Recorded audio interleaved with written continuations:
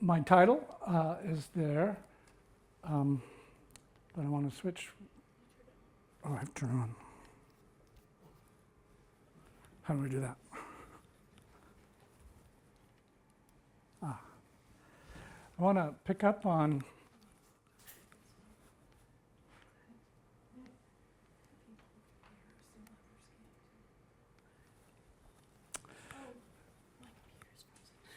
your computer's frozen.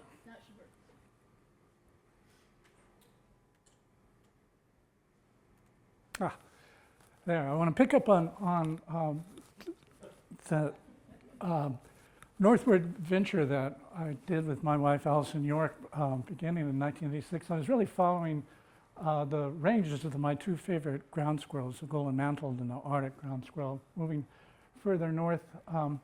And like many of you, I suspect, we drove and took a month and camped out each night, and we had two rules. One, you had to go swimming every day, and number two was set the tent up before you make the martinis. And 1986 is kind of an interesting year. As we drove up, we were mostly finding people leaving Alaska. It was the recession years. Oil was less than $10 a barrel. I learned Fairbanks lost 3,000 jobs over that year and the next. Steve Cooper got elected governor. But on the positive side is that's the first year that Hot Licks began, Gulliver's Bookstore, and the first family statue was erected. At least we've got two of those still here. Very important to our family, it was the very first performance of the Nutcracker by the North Star Ballet that my wife is the president of the board for. And I've gone to every single one of those since 1990, and you should too. But I also, in Googling this, found that it was in 1986 that Japan Airlines, with a cargo of Beaujolais wine, encountered 3 distinct UFOs over Fairbanks. Who remembers that? Helga, maybe you do. So, okay. As I go through this talk, I want to acknowledge the students and colleagues that contributed so much to our program, but at the outset here, I want to acknowledge the scientific staff that has meant so much to my lab and many others. And it began with Andre Porcher, perhaps some of you know her. Don Hartbauer was working for Animal Quarters and helped us build out a lot of our original hibernacula. Doug Ritter was my technician for many years. Don Ritter was his father, ran the virology lab here. And then Franziska Kohl from Germany came and do her master's, returned home and then came back here and got married, and her family grows in Fairbanks. And Jeanette Moore started out as a master's student and worked with Bob White. Really appreciate their contributions to everything we did. So back to my title, Overwintering the Arctic, Animal Strategies for Surviving the Cold, Dark, and Long. I borrowed that phrase from Larry Irving, the inaugural director of the Institute of Arctic Biology. I think we all know what they mean there. And I'd like to start at the beginning and speaking to this, and that was 4.5 billion years ago when a giant asteroid hit the Earth. And it knocked the Earth on kilter. And ever since, we've been at this angle of obliquity, about 23.5 degrees, tilted as we go around the sun, and we're stabilized because of the other result of that collision is the large moon. And I learned from my astronomer nephew that most planets have angles, but they switch back and forth over planetary times. We've been stabilized, and that's perhaps one reason why life has done so well here. So of course this means the north of the planet points alternatively, as it is now, towards the sun or away from it. And when it's away from it, sorry, I'm going to get the use of this, we have, and when I give this talk outside Alaska, people go ooh and ah at the minus 40s and 30s, but I should update this with all the minus 50s we had this year, but it's very cold, and it's very dark, and it goes on forever. So what my interest is in is what animals do to survive that. Questions like how do they cope behaviorally and physiologically, what changes happen then, and where do they go? We just don't see them. And so the answer to that is, for many of them, is they leave. So if you can, you get out, and obviously the migrating birds and whales do that. And our interest has been not so much in those, but that remain resident here throughout the year. And those include those that remain active, like here rock ptarmigan or ravens and moose. But our specialty is those that tuck away from the environment and enter hibernation. Hibernation is a suite of behaviors and physiology that result in a reduction in an animal's need for food and an ability then to survive on just what they've stored endogenously on their body or as caches as food.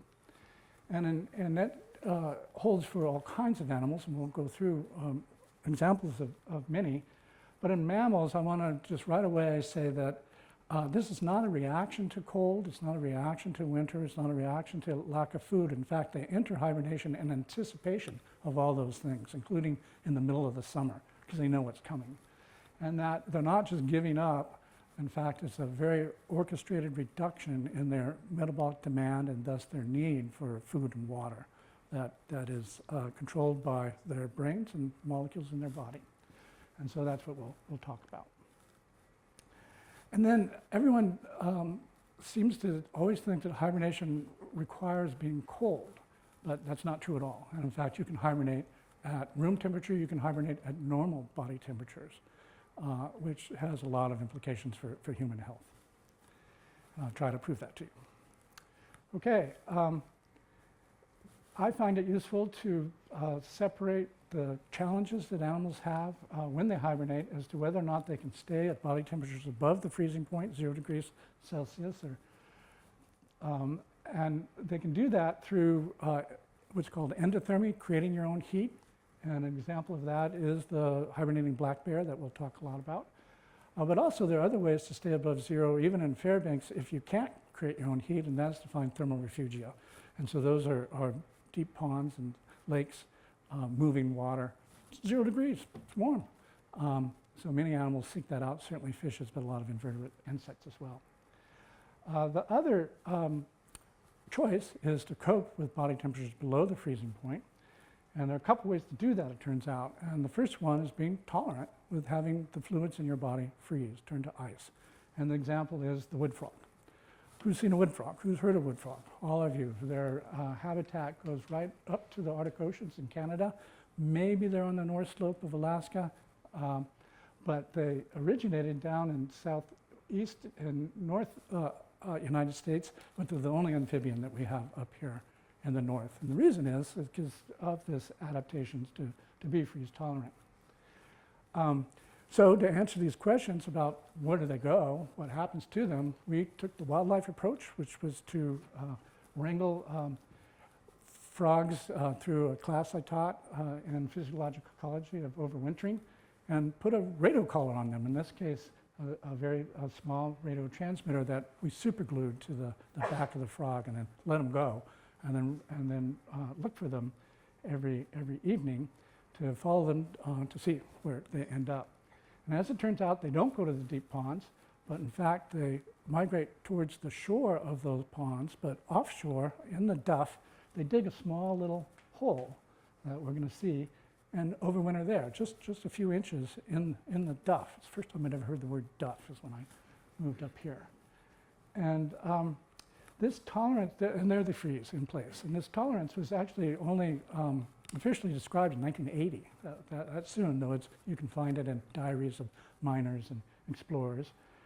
They tolerate freezing through organizing where the ice forms in your body. And it's outside of cells. It's in the matrix of water that bathes all our cells and tissues. That turns to ice. If a cell actually gets ice inside of it, it dies. So you organize where it goes, but that's a problem to dry out your body and have those watery cells surrounded by ice, because they're going to dry out themselves. The water will leave the cell to join that growing ice, and that ice is biologically inert. So to avoid the effects of actually dehydration, these freeze-tolerant animals, and there are about half a dozen vertebrates that can do this, but many other insects that we'll see, is that they fill their bodies with, in this case, sugar, blood sugar, glucose. And they don't start to produce that glucose until they start to freeze. That first night that the ice forms on their skin causes a reaction of adrenaline that causes their liver to start to break down stores of glycogen, stored glucose, to begin to flood the body. And in the literature, when we first began to explore this, they said, yeah, this kind of works down to about -7 degrees C, about 20 degrees Fahrenheit. And they can only survive it for a week or two. Well, what happens in Alaska? And that's what we wanted to find out. So this was work that I was joined with Dawn Larson as a PhD student in biology and wildlife. She's now assistant professor of biology at UAF. And with finding those frogs in their hibernacula, we put temperature loggers there as well and measured the temperatures that those animals experienced over winter. And you can see they get to much lower than -7, down, as we said before, about -18. And they stayed there for 6-7 months in a frozen state. We then returned in the spring to see them climb out of that, and all the frogs survived. That got me front page of the Fairbanks Daily News Miner, if some of you remember that. So here's a video, and I want to thank Harper here, who's been helping me with this. This was done with Roger Topp in the museum, and here's a frog in mimicking the conditions they're in, and you may have seen him spin there a little bit, and that's what they actually do. They spin back and forth and drop down into the duff. And then here in spring, fast forward, you can see him beginning to melt. You can hear not ducks, those are frogs. And this would be a female, because the males that come out first and start crawling in the ponds. And the female, in a shallow hibernacula there, begins to breathe by buccal pumping and thaws and hops away. So please don't try this at home, because these frogs need to adjust themselves and get ready for overwintering, mainly by building up these glycogen stores in their liver. As what Dawn measured here, and so here are concentrations of, oops, how did that happen? Sorry. You know, I think I'm going to just not use this.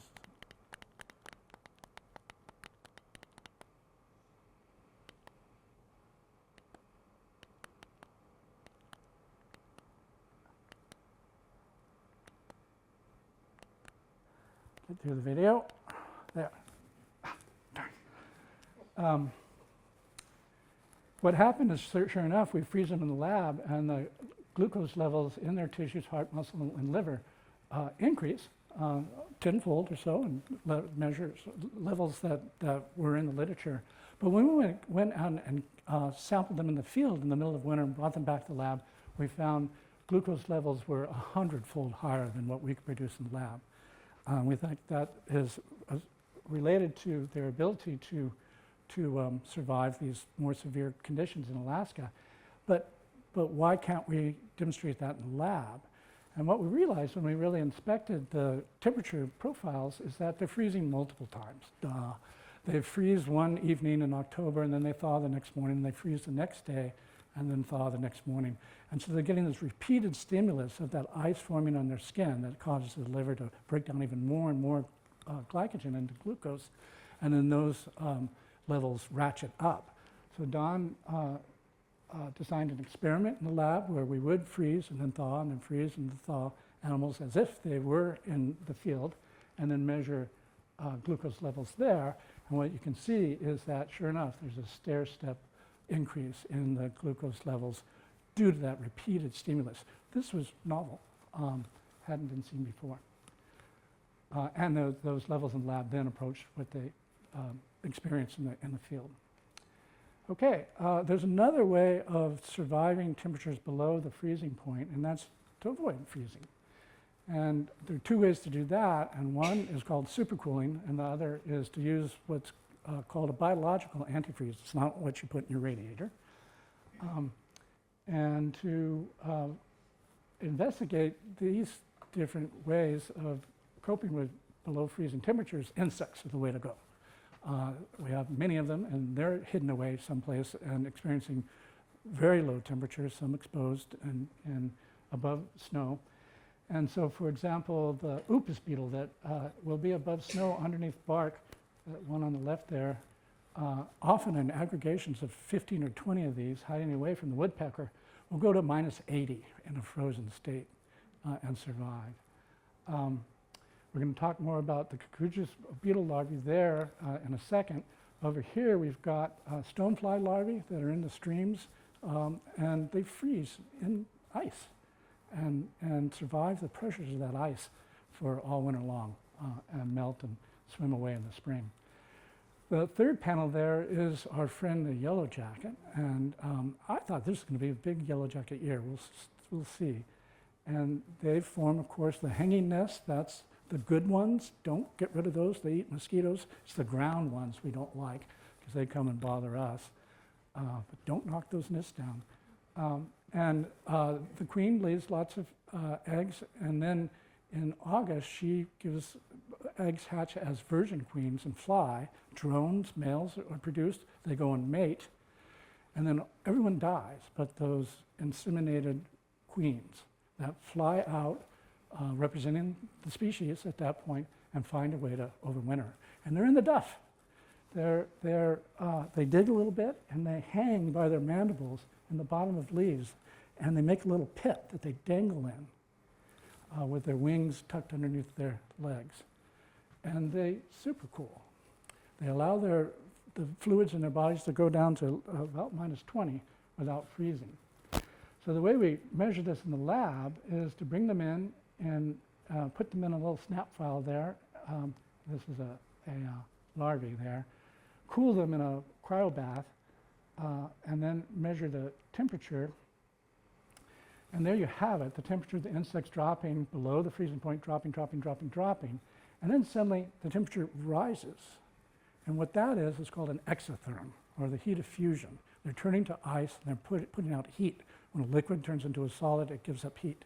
And that little spike is an indication it froze then. But prior to that, it was not frozen.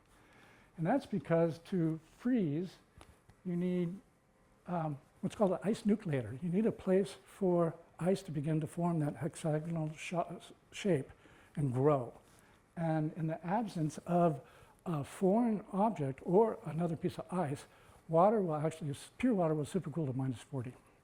So that's what you see out of the airplane when you're flying at 30,000 feet. Those are supercooled vapor out in those clouds. And how you seed rain from those clouds is you drop ice nucleators through them.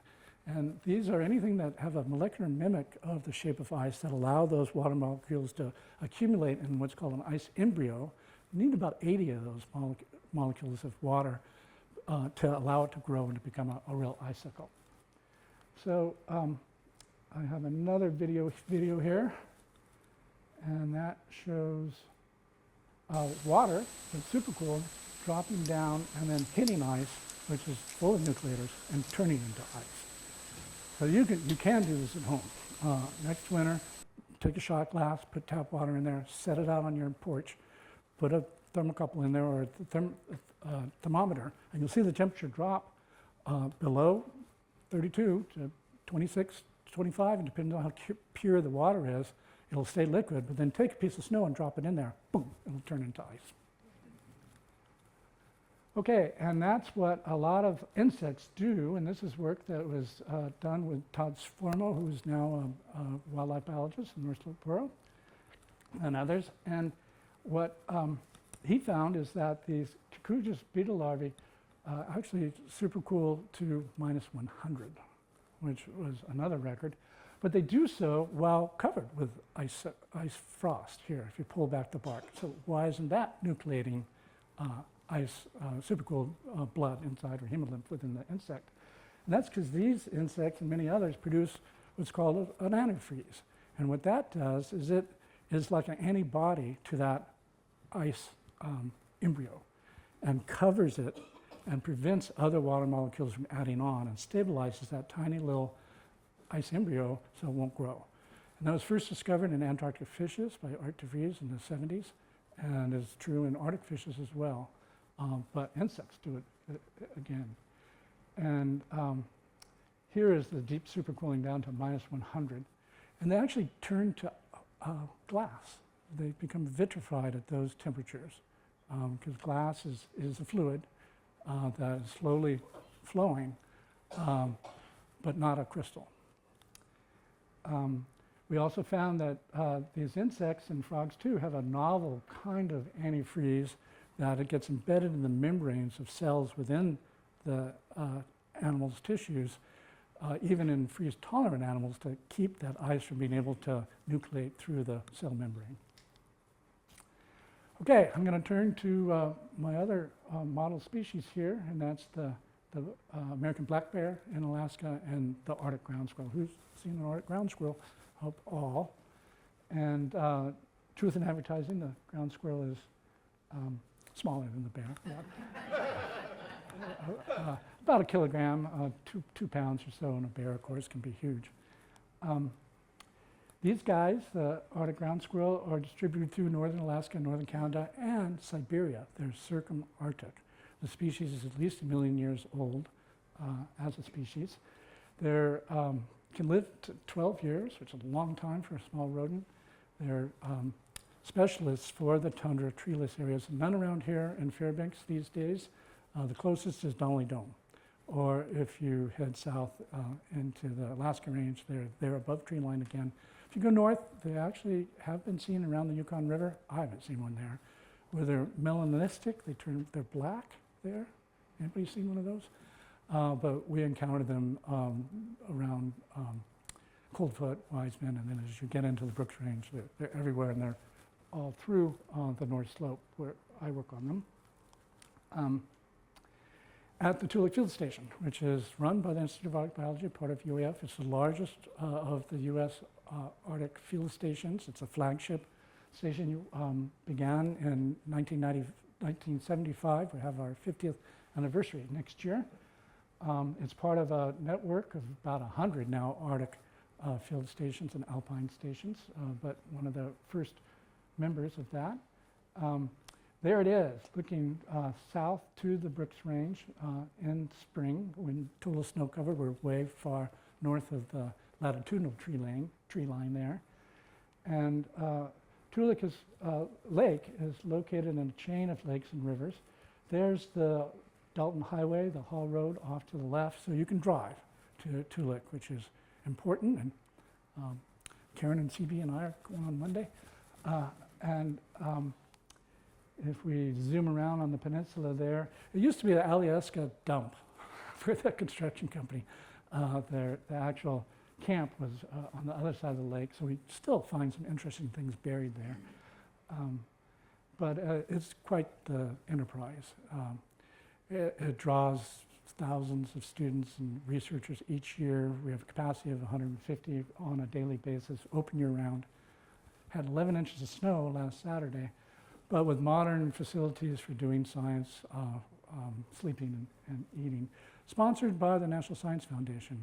They fund us about $3 or $4 million a year to keep this going. And it's a nexus for doing all kinds of research on adaptations of plants and animals to extreme environments, but also climate change. So why do people want to go to the north of Alaska to study climate change? It's because of the permafrost. And the permafrost is a third of the terrestrial carbon on the planet. And if as it's thawing, it doesn't melt, it thaws. And that ancient carbon becomes accessible to microorganisms to be digested. And what's the product of that digestion? It's CO2 or methane. And if the permafrost were to thaw by a meter circumpolarly, it could double or triple the amount of carbon in the atmosphere that we have today. Imagine that. And that's a positive feedback runaway process. Or with the warmer seasons, the longer seasons, plants or shrubs and trees somewhat are moving north. They sequester that carbon back out of the atmosphere. And then some of that CO2 never makes it to the atmosphere. It's actually oxidized in streams as it heads towards the Arctic. So it's a balance. And so we have very precise experiments going there trying to figure out who's going to win. And what's happened over the 25 years is that the Arctic has turned from a sink for carbon, too cold for things to decompose, to a source. So we're in trouble. Okay, if you go there in early April or so, this is what you see, total snow cover, but there's somebody hanging out there, and that's an Arctic ground squirrel. Up recently from his underground burrow that is dug to the limits of the top table of the permafrost, which is only 2 or 3 feet in the active layer. They make honeycomb tunnels and nest chambers and food chambers and toilet chambers. They thrive there, even with these extreme conditions. The annual mean temperature of -10, that's the average. Growing season, it's not green there now, sometime the next week or so. And then it could be a frost any day of the year, but all plants begin to senesce in mid-August. Very short growing season, very long, cold and dark winter season. When we get there, it's easy to see where this guy overwintered. He tunneled through the snow and then started out looking for females here and maybe nibbling on some shrubs that have been windblown from the snow. We go out in our snow machines, this little black fart we call this, and chase them down the hole, set a trap, baited with carrot. They love carrot because they eat a lot of roots. And it doesn't take us long to load up the sled of volunteers and bring them into the lab where we do a catch and release study that we've conducted for over 25 years now, marking animals, returning to catch them again, learn how long they live, what they're doing, how they're overwintering. And we've been able to sketch together this annual cycle that outlines that, with always males coming up first in late March, joined by females in mid-April. Babies are born in mid-May, 5 to 7 in a litter.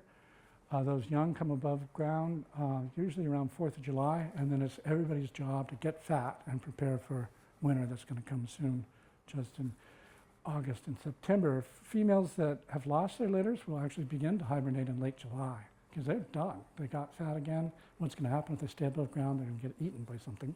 Everybody loves to eat ground squirrels, foxes, bears, golden eagles, 18-wheelers on the road. But the young and males stay up later into September. So here's a video that was taken by Lauren Buck, my first PhD student, is now a prof at Northern Arizona University. And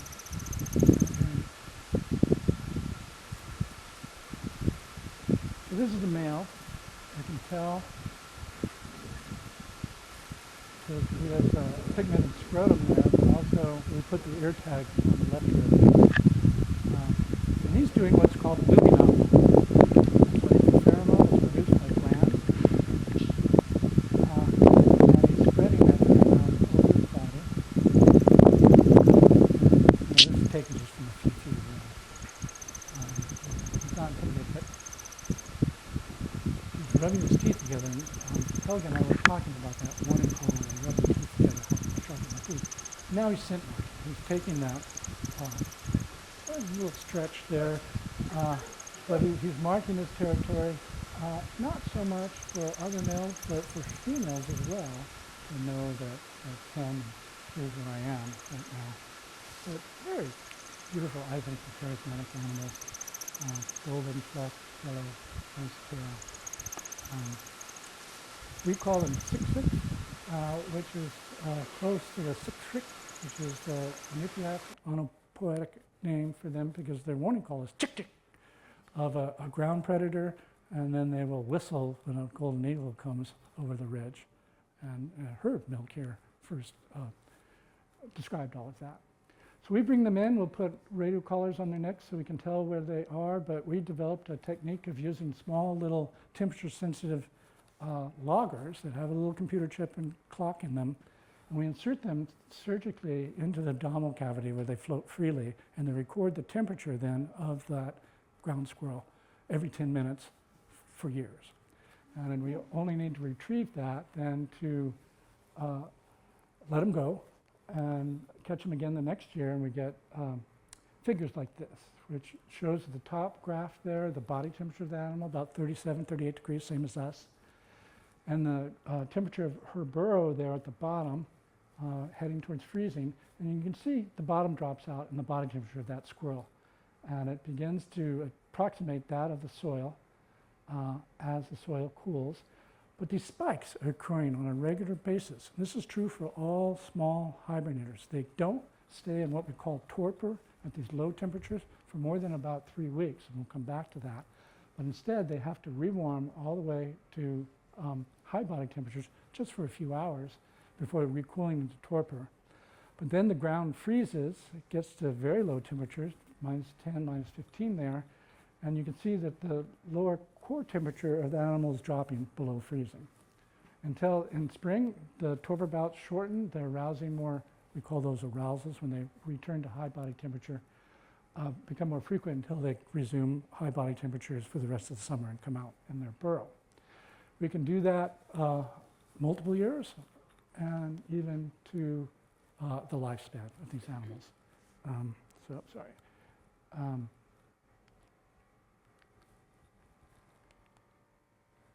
There. And this was work that Sarah Wilbur, a master's student who now works at the GI, helped us with in describing what it's like to be an Arctic ground squirrel on the shores of Toolik Lake. And you know, look at the symmetry between those patterns in body temperature year to year. It's just remarkable to me, even to this date. And then their active season with constant high body temperatures being so short.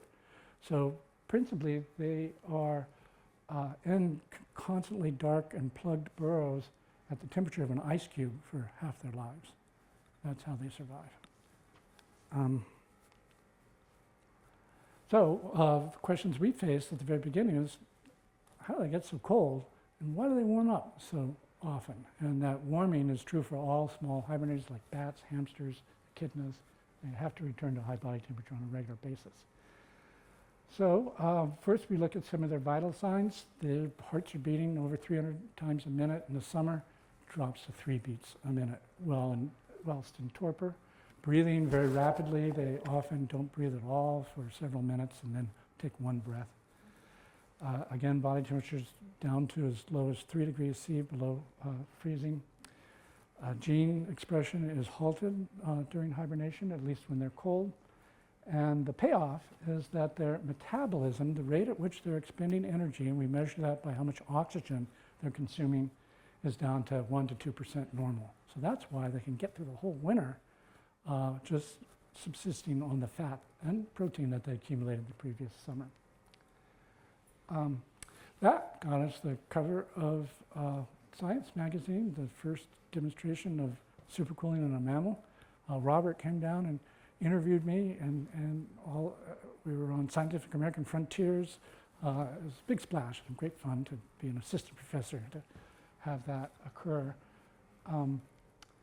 And so, class, how do they do it? Do they turn to ice? Are they freeze tolerant? Or are they resisting freezing somehow? Well, we explored that, and the first thing we looked for is as they cool below that temperature at which they should freeze, do we see a spike that exotherm? We don't. And in fact, you know, we can mimic this in the lab. They're hibernating in chambers. You pick them up, they're not frozen. So it's not that. So they resist freezing somehow. Well, of course, not here, but elsewhere, that you'll salt the sidewalks to increase the solute concentrations, which lowers the freezing point and allows the ice to melt. Maybe they just salt their blood. They don't. Their solute concentrations is just the same as yours and mine, about the third the concentration of seawater, and doesn't change in winter. They also, it turns out, do not have antifreeze. That would have been fun. And through a way of measuring actually the temperature at which an ice crystal in the blood that I put in there melts is the same as when that crystal would grow. There's no what's called thermal hysteresis, because the growth of, in the presence of antifreeze, should be much lower than the melting point. It didn't happen. So actually, by subtraction, we think they supercool. We know they supercool. They enter this metastable state on a regular basis, and again, the only mammal that, only endotherm that's known to do that. And we proved it by outfitting in this case, the foot of a ground squirrel with thermocouples, little tiny wired thermometers, and measured those temperatures as they cooled below the freezing point. And at this point, I took a little scalpel and I made a paper cut on the toe. And it bled. Red blood came out. It's perfused. And then I touched that liquid blood with an ice crystal, piece of snow. What happened? Vroom, temperatures went up. It turned to ice and released that heat. And you can see that was carried from the proximal cut distally into the sole of the foot. So that those fluids were freezing as it moved in. Pull the animal out so that doesn't continue. No frostbite or anything like that. So that's a demonstration that indeed they were supercooled and vulnerable to being nucleated. And in fact, in another animal that somehow went through a rewarming cycle and then lost its capacity to stay warm above a background of about -5 degrees, the whole body nucleated at about -5 spontaneously. So that shows the limit as to which they can survive in the supercooled state. So they're at -3, they'll die at -5. So that's pretty extreme. And working with an undergrad here, Ryan Wilson, who's now with Fish and Wildlife Service studying polar bears in Anchorage, we think we know what they do. We don't know how they do it. But if we take small little droplets of plasma from their blood sampled in summer versus winter and put it on an aluminum plate and cool that down and look at the temperature at which those little droplets froze, you get this distribution in the summer averaging -12. That doesn't mean that whole squirrel could go to -12 because supercooling is volume dependent, so small volumes could supercool much lower than larger volumes. But when you repeat that experiment from plasma in the winter, you can see it all shifted much lower to -17, and the distribution changed, so everything that was causing nucleation here is missing here. So the hypothesis then is that they actually cleanse their bodies and blood of would-be ice nucleators in anticipation of hibernating, and can't do that in the summer. What they get rid of in their bodies, we don't know. Okay, a very important principle that still hasn't reached the textbooks is that hibernators, in this case ground squirrels, suppress their metabolism, the rate of heat generation first. Then their body temperature falls. Not the other way around. They don't cool, and then because they're cold, their metabolism is slowed. They pull the curtains of their metabolism first. So we can demonstrate that here. We have facilities to keep them in the lab on campus, and we put them in what are called respirometers. So we're measuring their rate of oxygen consumption and CO2 production.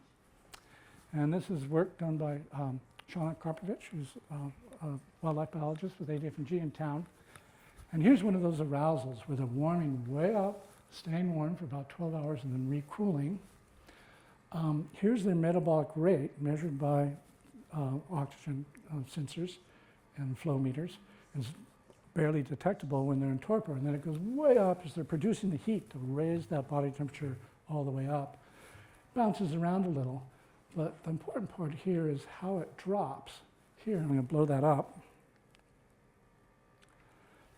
The metabolic demand plummets, and then body temperature follows.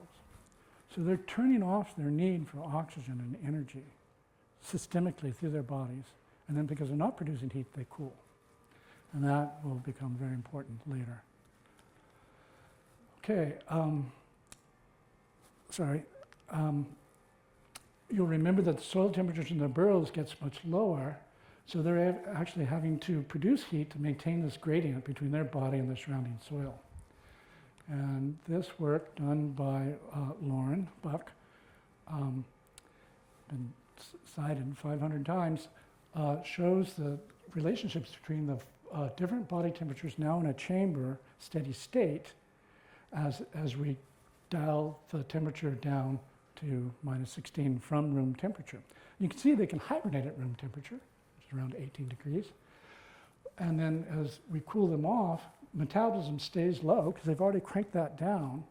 But then as we go below freezing and they have to maintain that gradient between their body and the outside, they rev up their metabolism.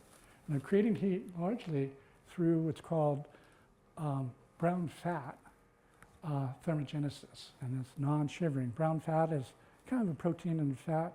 Babies have it. Babies can't shiver. They're loaded with brown fat, and they maintain their body temperature through that. But we lose it largely as we grow up. Not everybody. Some continue to have brown fat deposits as adults. They tend to be tall and skinny. They're trying to learn how to brown white fat, because you can see the applications of that. Okay, and a number to keep in mind is the average soil temperature in the burrows over winter in Toolik is about -10, and at that level, the metabolic rate is 0.1. Our labels are milliliters of oxygen per gram per hour. Okay, but we'll come back to that. But now this question of why are they warming up so often? It's very expensive to do this. They expend about half their fat supporting these arousals. What do they do when they're warming up like that? They're not leaving their burrow. They don't even leave their nest. They don't eat, drink, defecate, or urinate. And in fact, and they only stay warm for about 12 hours. What we think they are doing is sleeping. Sleep is very important and necessary for all vertebrates and most animals. And it turns out you can't do it when you're cold, when your brain is cold. And we demonstrate this first just descriptively as measuring EEG by putting electrodes on the brain of ground squirrels. And as they warmed up, they were in non-REM sleep, and they would switch between that and REM sleep, the dream sleep, and then a little bit awake, and going back and forth throughout their period of rewarming. And this is a somewhat controversial hypothesis, but what we actually think they're doing and what we're doing when we sleep is cleansing our brain. So you've heard of the blood-brain barrier, and in fact our brain is separate from our lymphatic system, which is cleaning our tissues and draining through the liver. Well, the brain doesn't have that. They have what's called a glymphatic extracellular space made of glial cells that make a little volume throughout your brain that expands as we sleep. And then the cerebral spinal fluid pressure goes way high, and it flushes through our brains, particularly during slow wave sleep. Cleansing it of metabolites, including beta amyloid, which causes Alzheimer's if it's not cleaned out. And in fact, one more recent study shows that that direction of flushing switches back and forth during non-REM sleep. It's like a washing machine. That's why we sleep. We do other things when we're sleeping, and then what that requires is head pressure to flush through the brain. Well, PV equals nRT. Who knows what that stands for? That's pressure times volume is responsive to temperature. So at low temperature, there is no pressure. The blood is not pumping. The cerebral spinal fluid is low. You got to warm up to flush that brain, and that's exactly what they're doing. Okay. I want to switch topics for a bit here to talk about seasonal timing in Arctic ground squirrels. And you can see, comparing a female versus a male, that females have much longer hibernation seasons than do males, and correspondingly shorter active seasons. Males enter much later than do females, and males will end torpor and stay at a high body temperature, but don't come above ground for about a month. I'll get back to that. Whereas females come out and stay above ground back and forth for the rest of the summer. And this is work done by many, but including Corey Williams, who was here but now is associate prof at Colorado State, is a postdoc with me. And this sex difference, the fact that the males are coming out earlier than females, is due to the mammalian requirements for gametogenesis. What's gametogenesis? That's how you make eggs and sperm. And it turns out that it takes about a month for a male to go through essentially puberty and have sperm ready to mate. and they got to be at a high body temperature to do so. So hormones will work, so tissues will respond and grow. And they do that by coming to a high body temperature, but they stay in the burrow for 3 to 4 weeks. And they only emerge from the burrow once they're ready to go. That male we saw, scent marking, he'd been at a high body temperature for a month before, but he hadn't been above ground because of this need for a longer period to establish spermatogenesis. And we were able to prove this in these squirrels by, when I was studying for my orals, I knew I needed to know the stages of spermatogenesis, and I read how those were discovered. And in humans, it was done in prisoners, where you get out early if you let us biopsy your testicles, and take a little sample of the seminiferous tubules that show the stages of spermatogenesis after an injection of radioactive thymidine that gets incorporated into the DNA. I thought, do it in a prisoner, you can do it in a squirrel, and that was true. And we also measured then the size of the testes through repeated surgeries over the 5-month hibernation season. You can see they increased a little bit, but only when the males ended hibernation and stayed at high body temperature did testes grow as big as they were going to, and sperm produced about a month later. And then, like most wild animals, they have reversible puberty. They tuck everything back and shrink and then do it all over again the next year. Females don't need to do that because eggs can be ovulated from the ovary in 2 days, 3 days. They have cycles, estrous cycles, 3 to 4 days. So they come out when they're good and ready, and then will mate within a couple of days, whereas the males have been out for a month. This is profound changes and implications in their ecology and energetics.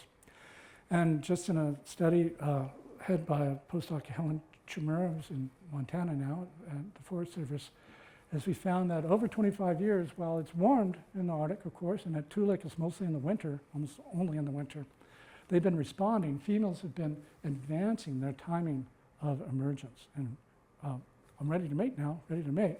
Males have not, because they don't know what's going on. They're underground in the dark. They don't know that springs are coming earlier. And they have this 30-day requisite time. So no change. So this is a sex mismatch, or a potential for it, that we don't know what's going to happen, but we also got a science paper out of that as an actual change in Arctic animals due to this seasonal change in seasonality. Okay, I'm going to quickly go on to bears and then end soon. Bears throughout, black bears, interior Alaska. I was hoping John Hector would come to this talk, but I have several photos from him of a bear in its den. He and Fish and Game and we have established the same annual cycle that shows fattening and animals entering into their dens in November, coming out in April. So a big difference is females become pregnant during hibernation and give birth and suckle their young during hibernation without ever drinking any water or eating any food, without defecating and urinating. Did I just say that they got pregnant when they're in hibernation? How do they do that? Well, they mate in June, they ovulate, they have a blastocyst that is a fertilized cell, but it doesn't descend from the fallopian tubes into the uterus until they're in hibernation. So they don't become pregnant until they're alone. And then those embryos grow and they give birth in February, March, twins or triplets. How do we get them? Well, we work with Fish and Game. This is an illustration from John of a breathing hole of a hibernating black bear. You undo the snow and you can see the snout of this big boar. You take a syringe with ketamine and a muscle relaxant on a big pole and you inject them. You wait the 7 minutes, it says on the bottle. You send the graduate student down and you pull out a sedated black bear. We helicoptered the first ones to campus here, where we've do surgeries on them, led by John Blake, our erstwhile campus veterinarian, to implant all kinds of devices on these bears. But then we place them outdoors in the woods, in an undisclosed location, in iron bar enclosures and a box that's the size of the natural den that's outfitted with cameras, and it is then exposed to the natural variation in snow and temperature. And these dens then are hooked up through the Alaska Bear Breath pipeline that all was designed and built by my colleague, Dr. Overwintering, who's the research faculty member here. Where's Oyvind tonight? And it allows us to then measure. We have cameras in there, microphones, motion detectors. We can change the temperature and all the equipment we need to measure rates of oxygen consumption, CO2 production, 24 hours, 7 for 7 months. If you just look at, that's happening, at the body temperatures, here they are high during the summer, and they do lower during the winter in all these animals. You can see it dove down there a bit. But what's happening actually during hibernation is they're lowering their body temperature, but only about 5 to 10 degrees, averaging around 34, which is not that cold, but have these interesting little zigzags in core temperature through the winter in these hibernating black bears. If you blow that up, you can see here body temperature in this wave-like going down, coming up. And whenever it comes up, there's a burst of shivering and oxygen consumption to keep that body temperature up. But then they turn it off, they cool down, pull it back up. And that results in these interesting little figures of the body temperature of a black bear hibernating in Fairbanks, Alaska. But then they kind of cool off, do that zigzag and warm back up prior to emerging in the spring. Kind of looks like the smile of the Cheshire Cat to me. And if you compare that to a ground squirrel, very different, obviously. We don't start our measurements until a little bit later, but they're staying at very high body temperatures, yet they are perfect hibernators. They don't eat, drink, defecate, or urinate, they stay in stasis, but they're near body temperatures that are accessible by people. So what are they doing in there? And we've got a little video coming up here.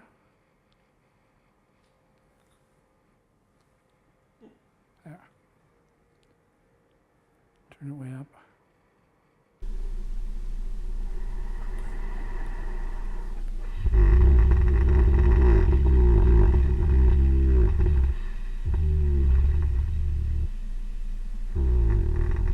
Turn it more.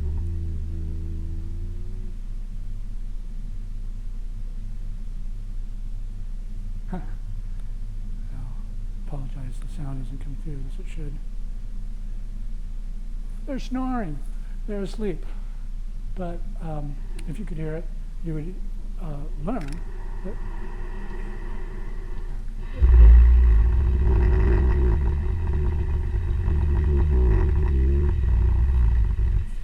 that in between snores, if you watch the second hand ticking there, there's 30, 45, 60 seconds of between the snoring. And what they do is they actually turn their heart off as they exhale and stop shivering, and then only as they inhale does their heart beat and they push blood around their bodies and shiver. Are we frozen over there? I'm trying to move along there. So that's EKG there. You can see the heartbeat, boom, boom, boom, boom, boom, and then turned off. And up above is the breathing. So they turn everything off for 30, 45 seconds, and they turn it back on, and then they turn it off again. And that's called hibernation in bears. And if you measure their blood pressure, it's going way up and then dives down, then way up and dives down, way up and dives down. Very interesting physiology that has never been described in this mammal. Well, we can do that and measure shivering, measure the metabolic rate throughout the hibernation season, and we get figures like this that shows body temperature corresponding metabolic rate. That Cheshire-like smile comes up in body temperature, but metabolic rate stays low. The animals emerge from their dens, but metabolic rate is only about half what it needs to be in the summer, and it takes them about 3 weeks after they emerge from their dens for metabolic rate to become normal again. The reversal of hibernation takes about 3 weeks in bears. What's going on doing there? We don't know. But we do know now that they have been able to suppress their metabolism even while at high body temperatures. Again, there's this disconnection between metabolic rate and body temperature. They're controlled separately. Are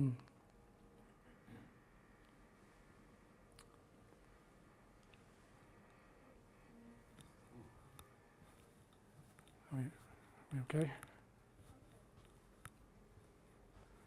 So this is evidence of what we call temperature-independent suppression of metabolism. Got a science article out of that.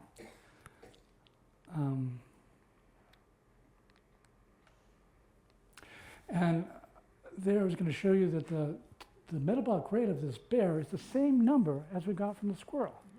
Pound for pound, this 2-pound squirrel is running at the same metabolic rate as a 100-pound bear. And that's important because here's that increase in metabolism with lower temperature. Here's increase in shivering in the bear. You can model this. And there's an equation, famous equation called metabolic rate equals conductance, the rate of heat loss, times the difference between body temperature and ambient temperature. And you can apply that to the curves here. But first, we rearrange the items of this formula, hopefully. There. It's going random directions. So here's that normal equation. Now I solve it for body temperature. And we measured conductance independently. And you can see that the squirrel has about 6-fold higher rates of heat loss because they don't have as much insulation. And small little body, high surface to volume ratio, nappy little fur, whereas the big bear has very thick fur. Then we apply the minus 10 degrees. We apply that metabolic rate, which is the same, and solve for body temperature. And you get just what we find empirically. Bears average around 32. Squirrels around -2. It's all about size. And so I'm going to end here. I do it because I'm interested in what bears and squirrels do, but you're going to hear from Dr. Kelly Drew later in this series, and she's also interested in the biomedical applications, and we both get funding from the National Institutes of Health and actually formed a center here called TRIM, the Center for Transformative Research in Metabolism. It's a NIH-supported Center of Biomedical Research Excellence in Mammalian Hibernation. The only one in the world is here in Fairbanks. What is the promise of the phenotype? That's behavior and physiology, assumptions and approaches to make this pay off. You can imagine tolerance of hypothermia, rescue of hypothermic victims of hypothermia. They'll be able to regulate your need for oxygen and blood flow for energy. And here, I'll come back to that in a second. Yeah, this is really being wild here. We'll try another video. Stasis, that they go into the bear dens, they turn around 3 times, and they don't move, but they come out of it with no loss in body mass or bone.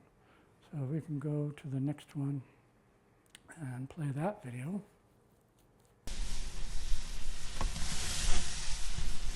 So here's a bear that is in his den, doesn't know we're watching, and he's making the Go ahead, please leave that volume high. Sound out. That's good now. Yeah. So he's just settling in, reduced sleep, because he's another getting their brain time enough to sleep. And just settling in. You've just seen what 99.9% of people have never seen, what a bear actually has been, what they're doing. Pilo-erected, fluffed up. And let's go to the next video, if you can play that. So notice the date, New Year's Eve. Notice the time, 8:30. What happens on the hill here at 8:30 on New Year's Eve? Fireworks. So we've got a microphone in there. And this is just to demonstrate that they don't move much during the winter.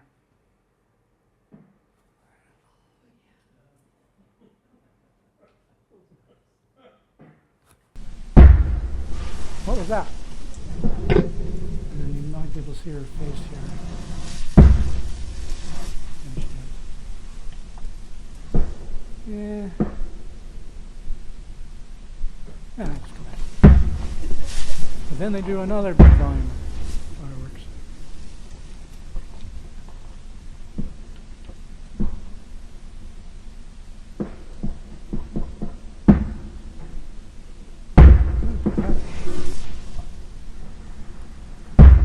See her blink, blink, blink. This is infrared. Can't be blocked. So that's all to say that they don't move much, but they don't lose muscle, they don't lose bone.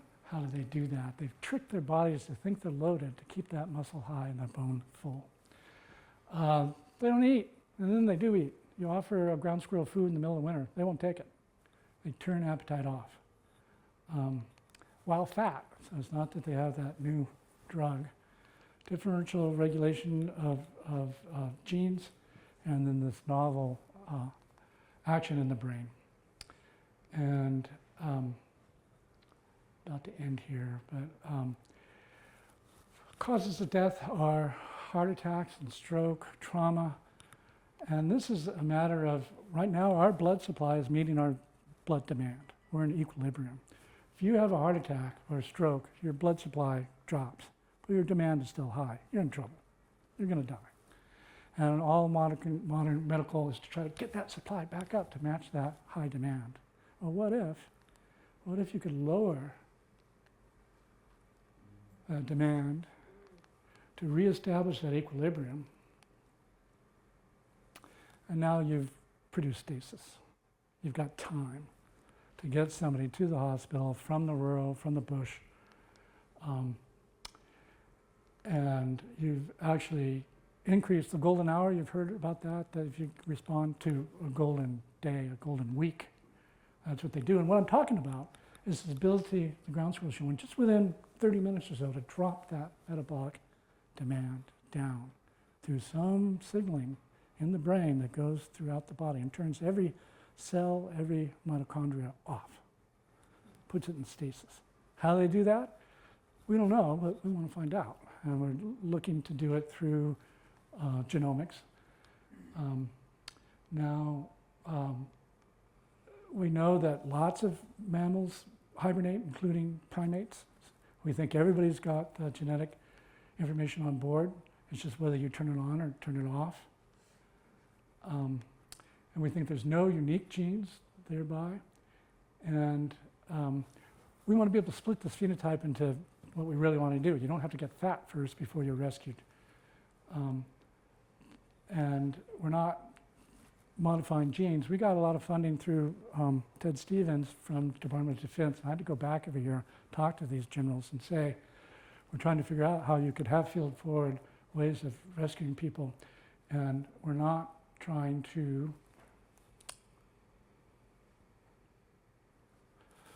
turn a soldier into a squirrel. We're trying to take from a squirrel to could minister to injured war fighters. Okay, and we don't think temperature has anything to do with it. And so our goal is discovery of mechanisms of hibernation can lead to development of novel therapeutics. Again, the TRIM Center, one of the goals, determine the genetic and molecular basis of hibernation. What pathways are switched down, what are switched up? Make drugs that'll mimic those that'll be in the kit of every first responder. And more so, and the hypothesis is that humans can hibernate. And I'll leave you with this last thought is we need to figure this out as a species. Because, guess what? There's another asteroid out there someplace. And wipe the planet out. We got to get off this planet. Give me 30 seconds with Elon Musk. Because I think hibernation will ultimately be responsible for saving our species. Many people to thank and many funding places, but thank you very much.